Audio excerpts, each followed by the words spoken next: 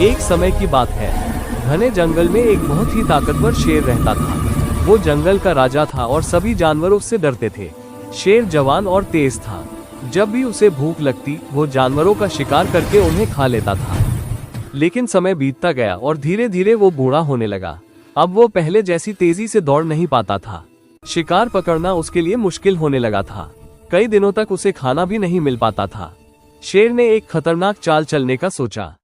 अगर मैं ऐसे ही रहा तो भूख से मर जाऊंगा। मुझे कुछ चाल चलनी होगी। बूढ़ा शेर जानता था कि वो अब शिकार नहीं कर सकता। इसलिए उसने एक चालाक और खतरनाक योजना बनाई। वो अपनी गुफा में जाता है और जानबूझकर खांसता है और बीमार होने का नाटक करने लगता है। वो जोर जोर से चिल्लाता है ताकि गुफा के पास रहने वाले कुछ छोटे जानवरों और पक्षियों जैसे बंदर, तोता, कौवा और गिलहरी को पता चले कि वो बहुत बीमार है। वो जोर जोर से कहता है, मेरे छोटे दोस्तों और जंगल के पक्षियों, तोता और कौए, कृपया जंगल के सभी जानवरों को बता दो कि मैं बहुत बीमार हूँ। अब शिकार नहीं कर सकता और अब मैं किसी को नुकसान नहीं पहुंचाऊंगा। कोई भी मुझसे मिलने आ सकता है और जो मुझसे मिलने आएगा उसे आशीर्वाद दूंगा। ये तो शेर की आवाज है। हाँ, लगता है वो बहुत बीमार है। हमें वहां जाना चाहिए। मैं शेर का हालचाल पूछ कर आता हूँ। मैं भी राजा का हाल देख कर आऊंगा। अरे भाई, मुझे लगता है हमें रोज एक एक करके शेर का हालचाल पूछकर आना चाहिए। शेर की आवाज सुनकर थोड़ी देर बाद एक कौवा उड़ते उड़ते आता है और शेर की गुफा के बाहर बैठकर शेर से कहता है, प्रणाम महाराज, आपने मुझे याद किया था। कौए, मैं बहुत बीमार हूँ। तुम जंगल में सभी को बता दो कि मैं बहुत बीमार हूँ। जो मुझसे मिलना चाहे रोज एक एक करके आ सकता है। जो आज्ञा महाराज।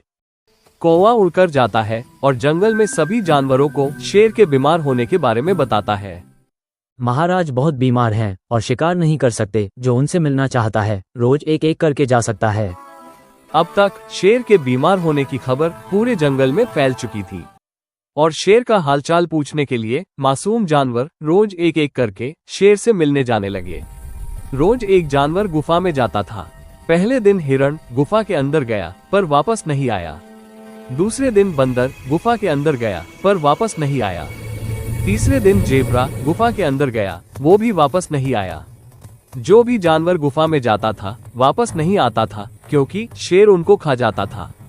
चौथे दिन जब एक चालाक सियार शेर से मिलने गुफा की ओर जाता है, क्योंकि सियार किसी पर आसानी से भरोसा नहीं करता था, इसलिए गुफा के अंदर जाने से पहले उसने जमीन को ध्यान से देखा और सोचा, यहाँ कुछ तो गड़बड़ है। तो ये शेर बीमार नहीं है, ये सबको धोखा दे रहा है। शेर खांसने का नाटक करते हुए सियार को अंदर आने के लिए कहता है, लेकिन सियार बाहर ही खड़ा रहता है। सियार, अंदर आओ, डरो मत। मैं अंदर आ जाता पर पैरों के निशान तो सिर्फ अंदर जाते हुए दिख रहे हैं, लेकिन बाहर आते हुए कोई भी निशान नहीं दिख रहे। नमस्ते राजा साहब। शेर चुप हो गया क्योंकि उसकी चाल पकड़ी जा चुकी थी। सियार वहां से भागकर अपनी जान बचा लेता है। सियार ने जंगल में रहने वाले सभी जानवरों को बताया कि शेर बीमार नहीं है। शेर बीमार नहीं है, वह बीमार होने का नाटक कर रहा था। शेर ने उन जानवरों को खा लिया जो उससे मिलने गए थे। उस दिन के बाद सभी जानवर सावधान रहने लगे और फिर शेर की चालों पर कभी भरोसा नहीं किया। सियार ने अपनी बुद्धि से अपनी और जंगल में रहने वाले सभी जानवरों की जान बचाई।